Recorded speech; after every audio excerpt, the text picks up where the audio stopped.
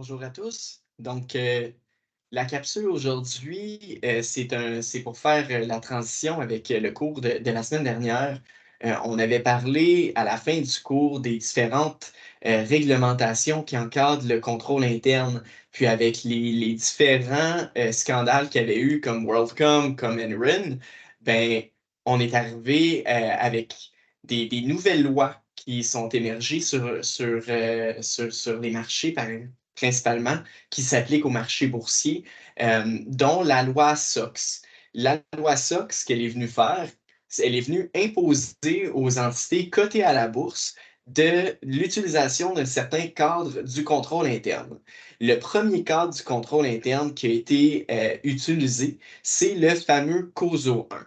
Donc aujourd'hui, on va discuter des différents cadres, soit le COSO 1, le COSO 2 et les autres référentiels comme le COCO qu'on a abordé brièvement la dernière fois.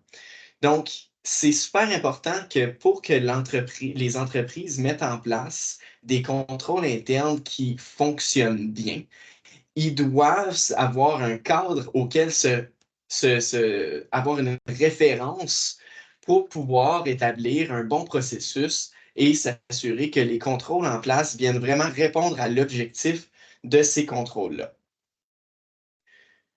Le COSO 1, c'est le premier référentiel qui a été créé suite à la loi SOX. Vous allez voir que ce soit dans vos livres de contrôle interne, que ce soit dans vos livres de certification, dans le cours d'audit 2 et d'audit 1, on va toujours faire référence à ce fameux COSO quand on va parler des référentiels. Le COSO va apporter, comme on l'a vu la dernière fois, une première définition en lien avec le contrôle interne. Puis, une des choses qui est importante à l'intérieur des différentes définitions, c'est d'aller prendre en compte toutes les différentes composantes du contrôle interne, que ce soit de la conception de ce contrôle interne-là à sa mise en œuvre, à son maintien. Fait que vous allez souvent m'entendre parler de c'est quoi la conception du contrôle interne. La conception, c'est la façon qu'il est fait pour répondre à l'objectif. Fait que souvent, au niveau des entités, vous allez voir, c'est par la mise en place justement des politiques écrites, des procédures écrites. C'est à l'intérieur de ces procédures-là qu'on vient concevoir le contrôle interne. Ensuite de ça, sa mise en œuvre. C'est beau avoir une politique en place ou une procédure de bien écrite qui dit qu'il y a un contrôle interne qui est là pour répondre à un objectif, mais on doit s'assurer que ce contrôle-là est bel et bien mis en œuvre dans les processus puis dans les opérations réelles de l'entité. Ensuite, comme on l'a vu, le contrôle interne, c'est quelque chose qui évolue toujours. Donc, c'est important d'avoir un processus en place qui vient suivre l'évolution de ce contrôle-là, suivre l'évolution de l'entité, puis s'assurer, est-ce que j'ai le processus qui fait en sorte que je peux adapter mon contrôle interne à la situation qui émerge. Ici, vous avez une image qui est le cadre conceptuel du COSO 1. Donc, vous allez voir qu'on fait référence à un fameux bloc. Ça ressemble un petit peu comme au bloc Cubix. Ce bloc-là vient nous montrer les grandes lignes de notre contrôle interne. Puis, j'attire surtout votre attention sur la première face que vous voyez vers vous. Ici, c'est nos fameuses 5 grosses composantes du cadre de contrôle interne, qui est notre environnement de contrôle, notre processus d'évaluation des risques, nos activités de contrôle, l'information et la communication de ces contrôles et de ces défaillances s'il y a, et le pilotage. Pilotage, en d'autres mots, c'est notre fameux suivi. Ensuite de ça, on a les grandes catégories sur lesquelles ces composantes-là viennent s'appliquer, soit à nos opérations, soit à notre processus de rapportage ou à notre cadre lié à la conformité. Donc, en quoi l'organisation doit respecter certaines normes et règlements en ce qui a trait au contrôle interne. Sur la face latérale, cette face-là vient définir à qui s'applique ce cadre-là. Donc ici, on vient parler de l'entité, les divisions, les unités d'opération, puis les différentes fonctions. En fait, ce que ça veut dire, c'est que notre cadre du contrôle interne qu'on met en place dans notre entreprise s'applique à tous les niveaux, pas seulement, par exemple, au niveau du siège social. Si mon siège social est à Montréal, puis que j'ai une de mes filiales qui est en Allemagne, bien, mon cadre vient s'appliquer, oui, à mon siège social, mais aussi à mes autres divisions. Je dois avoir des contrôles internes en place à ce moment-là.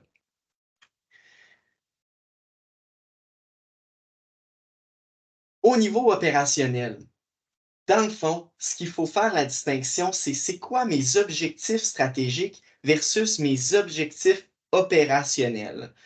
Donc, la définition des objectifs de l'entité, c'est la base de mon contrôle interne. On l'a vu la dernière fois que la mise en place d'un contrôle, c'est pour éventuellement atteindre ces objectifs-là.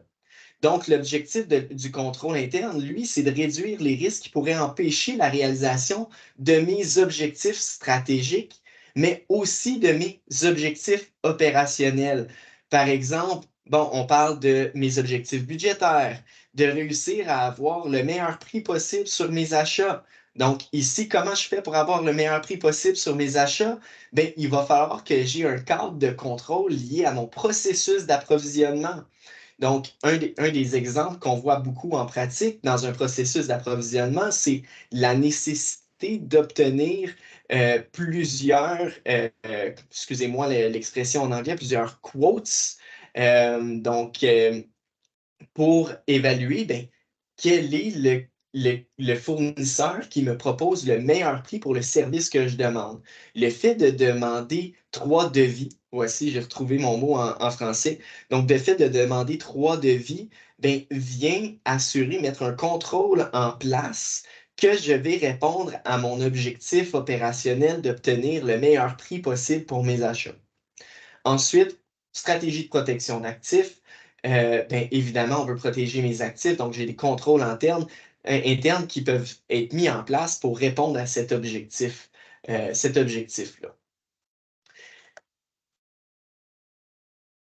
Une chose est importante quand on parle d'objectifs. Si je veux avoir un contrôle interne qui est bien conçu, bien mis en œuvre, ben c'est important que mon objectif de départ sur lequel il doit répondre, ben, qu'il soit bien défini. Donc, on a une approche qui existe dans le monde des affaires pour aider à définir ces objectifs-là. C'est l'approche SMART. Donc, quand on parle d'objectif opérationnel, objectif stratégique, vous devez avoir cette approche-là en tête. OK? Donc, premièrement, SMART veut dire spécifique. Donc, mon objectif, pour que ce soit un bon objectif, il faut que j'utilise des mots précis. Donc, il faut qu'il soit directement compréhensible. Puis que quand je le lis, je comprends directement c'est quoi qu'on veut dire en mettant en place cet objectif-là dans mon organisation. Ensuite de ça, qui dit objectif dit indicateur lié à cet objectif-là. Donc, si, par exemple, j'ai un objectif financier au niveau de mon année financière ou un objectif lié à mon quota de fabrication, ben, je veux que celui-là puisse être mesurable. Donc, au moment de définir mon objectif, je dois aussi définir des indicateurs qui me permettent de mesurer ma performance via cet objectif-là. Un objectif veut dire qu'il doit être ambitieux. Donc, ça doit demander un effort de la part des employés. On veut travailler davantage pour réaliser l'objectif. Il ne faut pas que ce soit pour acquis. Si c'est pour acquis, c'est quelque chose que j'ai déjà dans mon entreprise, mais il ne s'agit pas d'un objectif. Qui va avec ambitieux, il faut faire attention. Il faut rester sur la bonne équilibre d'un objectif ambitieux versus réaliste. Si j'ai jamais d'objectifs, mes objectifs sont jamais réalistes en fonction de bon, c'est quelles sont mes ressources humaines en place, quelles sont mes ressources financières, mais je ne serai jamais capable de le réaliser. Donc, je vais me retrouver dans une situation où mon entreprise va toujours sous-performer par rapport aux objectifs opérationnels qui sont mis en place. Et il doit être temporel. Donc, des objectifs, on a des objectifs qu'on qualifie comme étant court terme. On peut avoir des objectifs moyen terme. Puis on a aussi des objectifs à long terme. Donc, le côté établir un échéancier est super important si aussi on veut faire le lien avec l'atteinte de ces objectifs-là. Il faut que je puisse savoir à quel moment je m'attends à l'atteindre, puis comment je vais structurer mon plan d'action pour être en mesure de le rencontrer. Donc, souvent dans les entreprises, vous allez entendre parler de la vision stratégique. Bien, les entreprises doivent établir leur objectif sur un espace temporel. En général, on va voir une période de 5 ans. Ces objectifs-là, au niveau de mon information financière, donc principalement ici, on se situe au niveau de mon rapportage quand on parle d'information financière du cadre du COSO. Donc, mon information financière, on a deux types d'utilisateurs. On a nos utilisateurs externes et nos utilisateurs internes.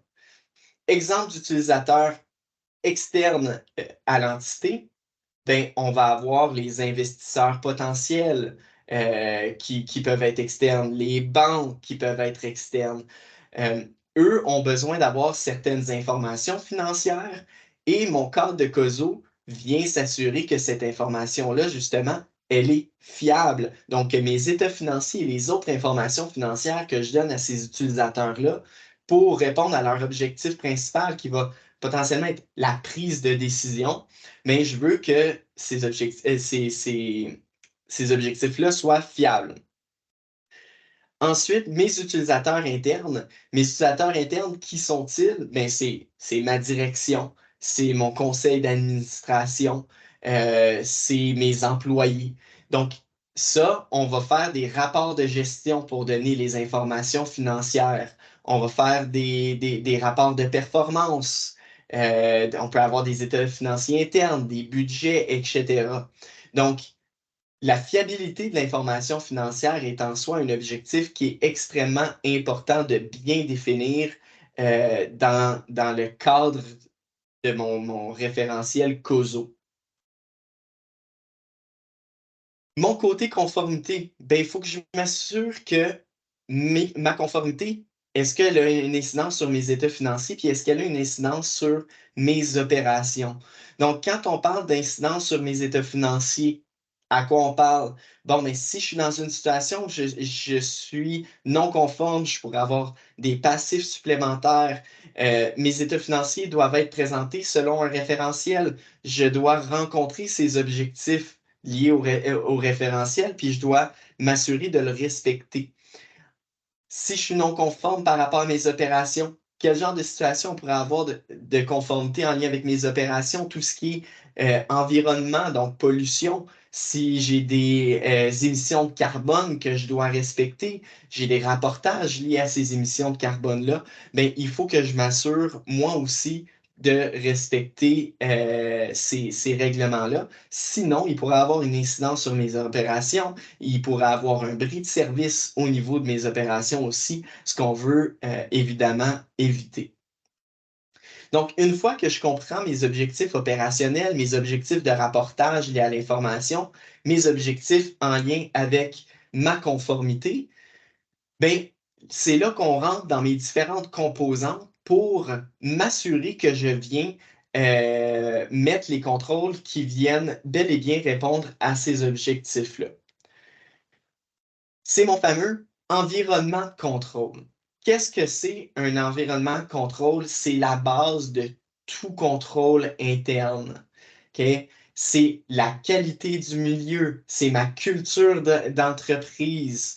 Donc, dans quel environnement mes opérations sont mises en place, mais ça va définir le contrôle interne que je vais devoir instaurer. Si je n'ai pas une culture qui est favorable à la mise en place d'un contrôle interne, ça va être impossible d'instaurer un bon système. Donc, l'environnement de contrôle, c'est tout ce qui entoure mon système de contrôle interne. On parle du management, on parle de l'attitude des dirigeants et du personnel. C'est quoi la structure de l'entreprise aussi? On parlait de certains éléments comme l'organigramme. Il faut que je comprenne bien, quelle division est responsable de quoi? C'est quoi les rôles et responsabilités de quel responsable d'affaires? Donc, je dois vraiment avoir une bonne idée de ma structure. Je dois avoir une bonne idée aussi de c'est quoi la nature de mon entité. Est-ce qu'on parle d'un organisme sans but lucratif? Est-ce qu'on parle d'une entité à but lucratif, une entité qui est cotée à la bourse? Tout ça fait partie de mon environnement de contrôle. On peut avoir aussi les secteurs d'activité qui ont un impact sur les contrôles internes qui vont être mis en place. Ma nature des opérations, mon nombre d'employés, le marché, la concurrence, etc. Donc, il y a beaucoup de facteurs environnementaux qui doivent être pris en compte quand je vais mettre en place mon système de contrôle interne. Donc, à la base, on a une certaine approche liée à l'environnement de contrôle avec différents principes. On a le principe 1 qui est lié à mon intégrité, mon principe qui est lié à ma culture organisationnelle. Okay? Les deux, c'est ma fondation de base pour avoir un bon système en place. Par cette fondation-là, je vais m'assurer d'avoir une structure de pouvoir adéquate. Donc, qui peut prendre quelles décisions? Donc, qui a les bonnes autorités? Mon conseil d'administration, mes rôles et responsabilités, est-ce qu'ils sont bien définis? Puis au niveau de mes ressources humaines, est-ce que mes ressources humaines ont des compétences? Puis est-ce que j'ai une bonne gestion de mes ressources humaines? Donc, cette pyramide-là, vous êtes un petit peu, quand vous regardez une entité, quand vous regardez comment elle est faite, à venir voir c'est quoi cet environnement de contrôle-là dans lequel l'entité, elle exerce.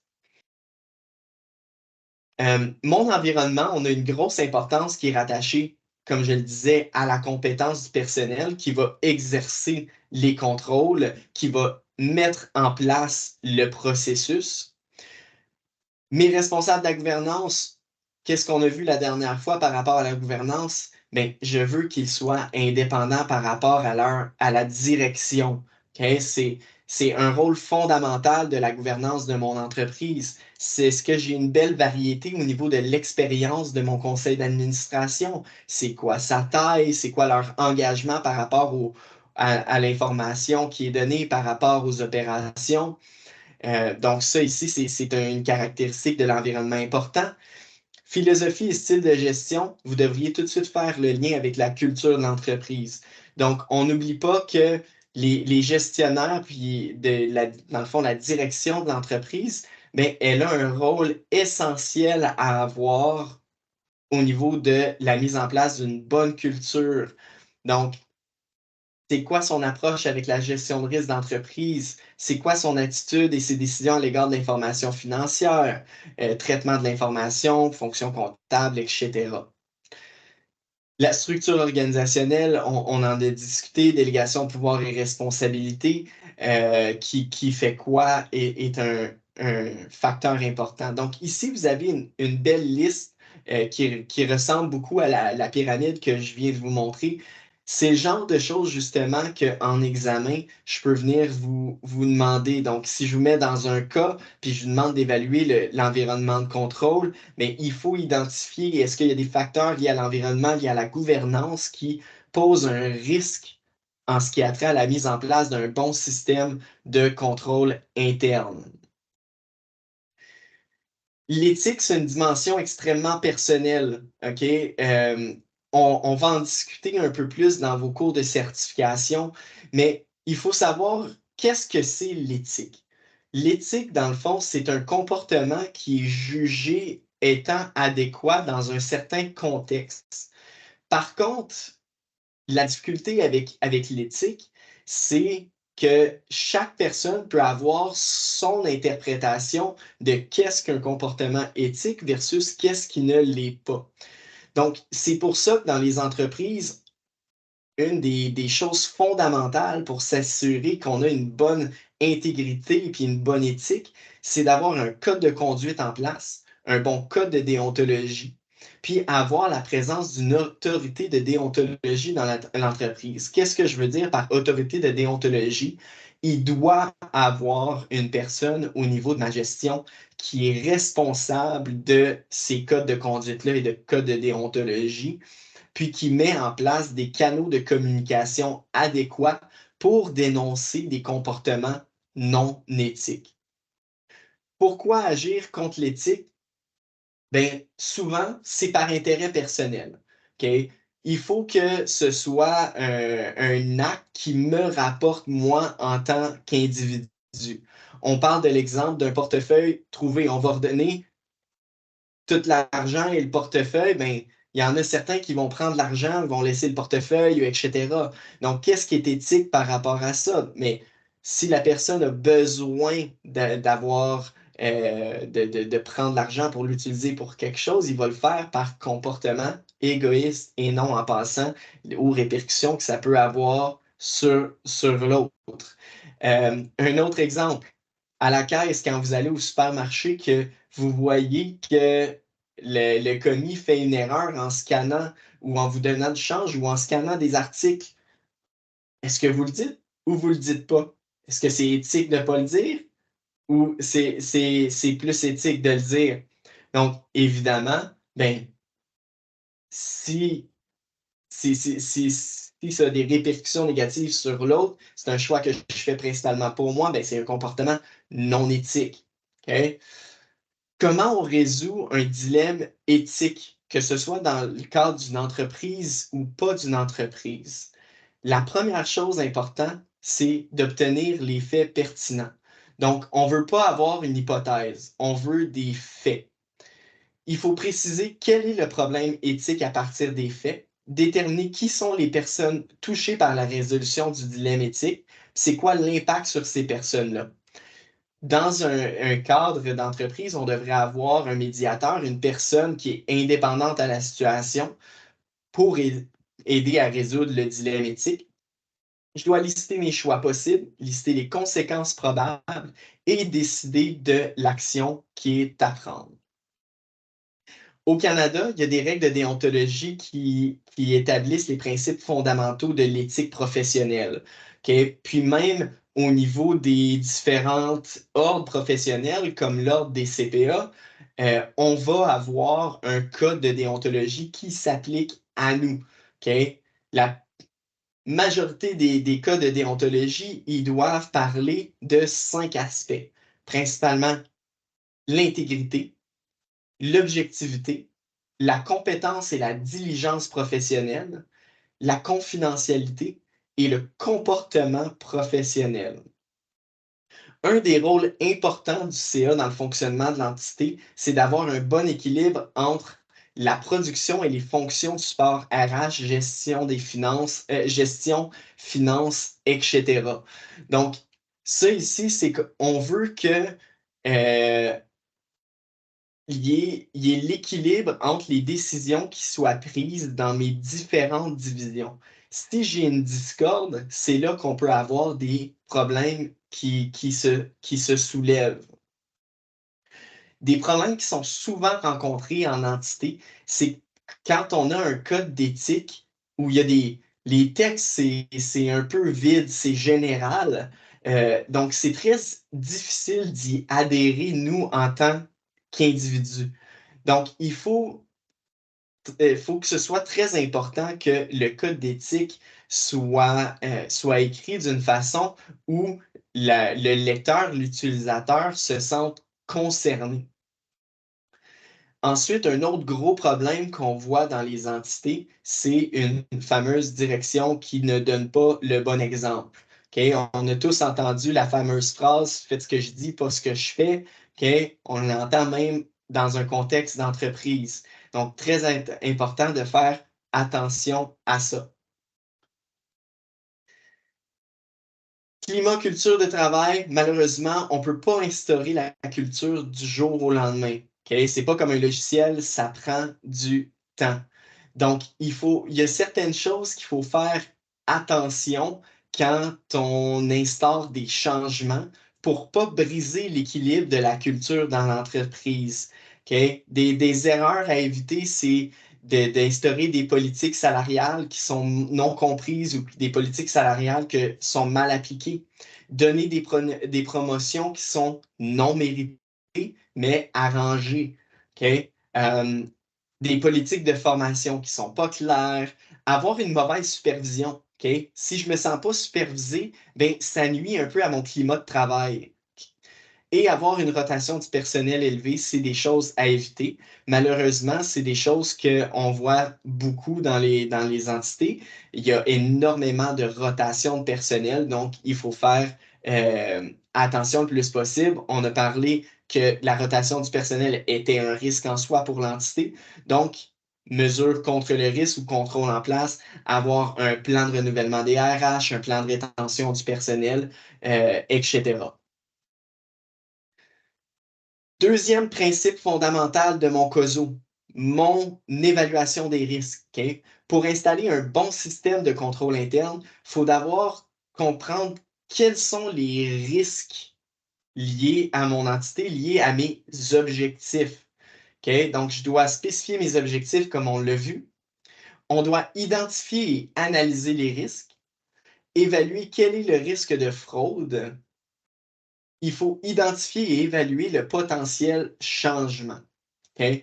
Quelques exemples de risques. OK? Ça, c'est important. C'est le genre de choses des facteurs que vous devez être capable d'identifier dans un cas pour se dire, oh, voici un facteur de risque, quel genre de contrôle qui pourrait être mis en place pour ça. Des changements dans l'environnement opérationnel, ça peut être lié au processus, ça peut être lié à des nouvelles lois et règlements, de la nouvelle gestion, etc. Donc, changement de personnel. Des nouveaux systèmes d'information, nouveaux systèmes informatiques, donc des nouvelles technologies, une croissance trop rapide. OK? On voit souvent ça des fois dans les petites entreprises, les entreprises à but lucratif.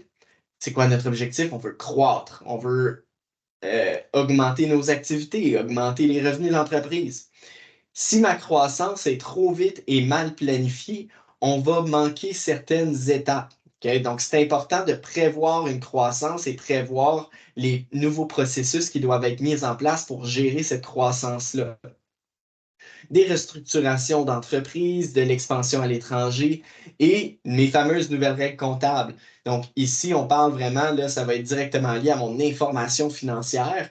Je veux m'assurer d'être conforme à cette information financière-là en appliquant mes nouvelles règles comptables. Puis ici, on peut même faire un lien avec les compétences du personnel. Est-ce que les compétences de mon personnel sont capables de mettre en place ces nouvelles règles comptables-là qui ont été émises? Troisième principe et non le moindre, mes fameuses activités de contrôle. Ici, on est dans le corps du contrôle interne que, par exemple, justement, un employé va appliquer. Okay? C'est la sélection, le développement du contrôle, de mettre un contrôle sur les technologies de l'information et de mettre en place mes règles et mes procédures sur mes différentes opérations, mes différents objectifs. Donc, qu'est-ce que c'est principalement? Ce sont des politiques et des procédures qui viennent s'assurer que les instructions de la direction sont mises en œuvre. OK? Entre autres, les niveaux d'autorisation. Qui peut autoriser quelles dépenses? Qui peut autoriser une augmentation de la production? Est-ce que j'ai des évaluations de performance qui sont qui sont mises en place? Des évaluations de performance puis des analyses aussi entre mes rapports, entre mon budget et mon réel, mes prévisions, où est-ce que j'en suis par rapport à mes périodes antérieures. Le traitement de l'information, OK? Traitement de l'information, c'est vraiment mes fameuses activités quand j'enregistre, par exemple, une transaction, j'enregistre ma facture, je génère un compte payable. Donc, ici, on a principalement deux gros groupes qu'on va voir un peu plus tard, qui sont mes fameux contrôles d'application et les contrôles généraux informatiques. Un autre élément global, c'est ma fameuse séparation des tâches. On a discuté la semaine dernière l'importance d'avoir une séparation des tâches adéquate pour éviter ce qu'on appelle des tâches incompatibles. Donc, des tâches incompatibles, on se rappelle que ce que c'est des tâches qui me permettraient éventuellement de manipuler de l'information. Donc, ici, je viendrais changer, manipuler de l'information, qu'elle soit financière ou détourner des actifs, en ayant une séparation inadéquate des tâches qui fait en sorte que s'il y a mauvaise détection de l'élément de risque. Donc, qu'est-ce qui est un contrôle? Bien, un contrôle, c'est une procédure qui est mise en place par l'organisation. Puis, un contrôle peut avoir trois objectifs. Il peut prévenir, il peut détecter, puis il peut corriger, que ce soit des erreurs, des irrégularités ou des fraudes ou des anomalies. OK? Donc, ça, c'est les trois gros rôles de mes contrôles. Puis on va voir au cours de la session, dans les différents cycles particulièrement, on va essayer de les classer. Quel est mon contrôle de prévention versus quel est mon contrôle de détection? Les deux sont aussi importants l'un que l'autre. Quatrième principe, mon information et ma communication. OK? C'est un peu la charpente de ma pyramide Cosos qui tient le tout. Bien, c'est important que l'information par rapport à mes contrôles internes soit pertinente et que je m'assure d'avoir une bonne communication à l'interne et à l'externe. OK? Une bonne communication, ce que ça permet, c'est que l'information circule de façon fluide dans tous les sens. Okay? Que ce soit du bas de l'employé jusqu'à la direction, de la direction vers les employés. C'est ce qui fait en sorte que les gens vont agir avec transparence, puis que j'ai un réseau de communication qui soit simple. Okay? Mon réseau ne doit pas être trop complexe, ce qui fait en sorte qu'on va manquer de l'information. Et mes fameuses technologies sont celles qui vont venir aussi beaucoup m'aider à remplir ce principe-là. Il y a, si les contrôles internes empêchent la bonne communication de l'information à l'externe, OK? Qu'est-ce que ça fait? C'est qu'il y a un risque d'atteinte à mon image et à ma réputation en raison de mon manque de transparence. S'il y a des mauvais contrôles internes, il pourrait y avoir de l'espionnage industriel, il pourrait y avoir de la concurrence déloyale. Donc, c'est très important d'avoir ce bon réseau de communication-là avec l'externe, des contrôles qui gèrent les communications avec mes journalistes, qui gèrent les communications avec mes assurances, mes banques, mes médias, pour éviter d'ajouter des risques supplémentaires au niveau de mon organisation. Mon dernier et non le moindre, c'est mon fameux principe de pilotage. Le pilotage qui est aussi le suivi du contrôle interne. Ça va comprendre l'évaluation permanente ou périodique de mes activités de contrôle qu'on a déjà vues. Qu'est-ce qu'un contrôle permanent versus un contrôle périodique? Un contrôle permanent, c'est le contrôle qui est réalisé par toutes les fonctions de l'entreprise, sauf l'audit interne. Okay? Fait que c'est toutes les fonctions de l'entreprise qui font des opérations ou des tâches qui leur est propre. Le contrôle permanent, il peut être organisé en premier niveau, soit les contrôles effectués par les gens qui font les travaux, au second niveau, qui est au niveau plus gestion, donc au niveau de la direction. Le contrôle périodique, lui, c'est celui-là qui est fait par l'audit interne. Okay? Fait que souvent, on va l'appeler comme étant un contrôle de troisième niveau. Lui, c'est de s'assurer de l'efficacité et de l'efficience de mes contrôles permanents de mon premier puis de mon second niveau. Fait que, c'est-à-dire, mon contrôle périodique n'est pas fait toujours, c'est sporadique, il est périodique comme on le dit, mais on vient s'assurer que les contrôles mis en place par le premier niveau, fait que les employés, puis le deuxième niveau, ma gestion, soient bel et bien en place dans l'entité. Pour que le suivi fonctionne de façon adéquate, il faut que tout le monde se sente concerné. On a vu la semaine dernière les différents acteurs du contrôle interne. Bien, c'est ici que tous mes acteurs doivent avoir un rôle à jouer dans l'efficacité d'un contrôle interne.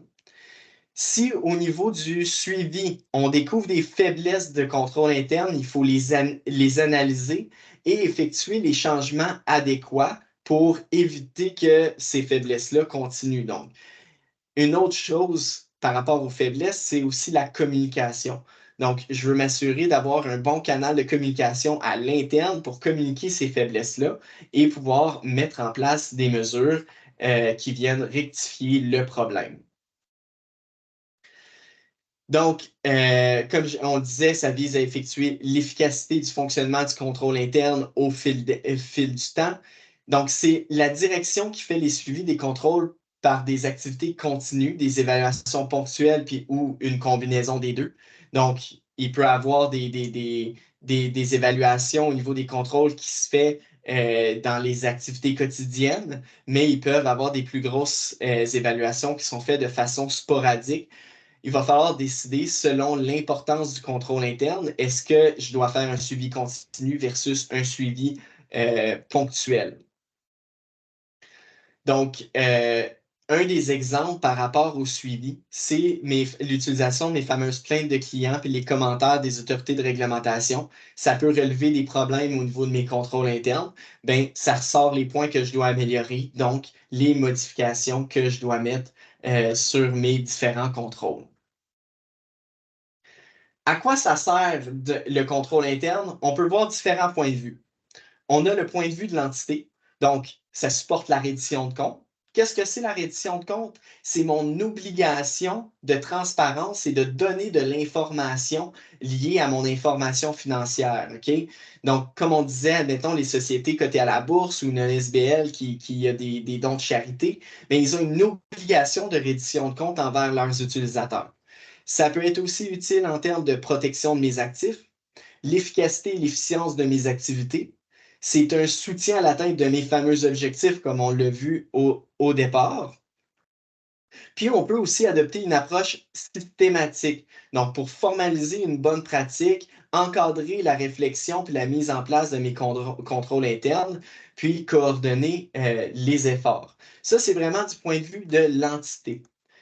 Du point de vue de l'auditeur externe, ben, ça vient dans mon évaluation de risque au niveau de mon processus d'audit dans la NCA 315. Ça permet de s'assurer est-ce que l'entité est conforme aux lois et règlements. Ça permet de me dire, ben, si j'ai un bon cadre de contrôle interne en place, ben, la prévention et la détection des erreurs est assumée beaucoup par l'entité. Donc, il devrait avoir moins d'erreurs normalement dans les états financiers. Ça adresse le risque de fraude et ça a un impact sur la stratégie d'audit.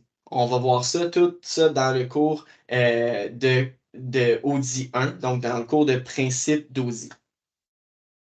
Mon contrôle interne a par contre certaines limites. Donc, si mes objectifs fixés au préalable sont non pertinents, bien, mon contrôle interne ne l'est pas non plus.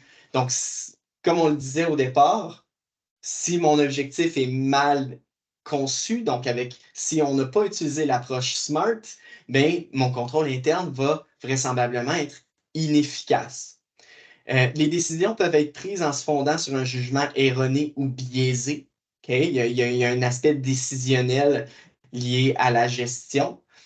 Et il peut y avoir des dysfonctionnements provoqués par des défaillances humaines, évidemment, parce que l'erreur est humaine. Si c'est un humain qui effectue le contrôle, bien, il peut avoir une défaillance qui arrive malgré que mon contrôle soit bien conçu. Beaucoup de contrôles, la majorité, peuvent être contournés par la direction. Okay? C'est un des risques principaux de fraude. Donc, il faut faire extrêmement attention et garder un esprit critique quand on met en place un système de contrôle interne. Il faut minimiser la possibilité de contournement de la direction des contrôles internes. Les événements externes échappent au contrôle de l'organisation. Donc, il peut y avoir certaines choses qu'on ne peut pas tout prévoir en tant qu'organisation. On ne peut pas tout prévoir les risques qui sont externes à nous. Par exemple, la COVID.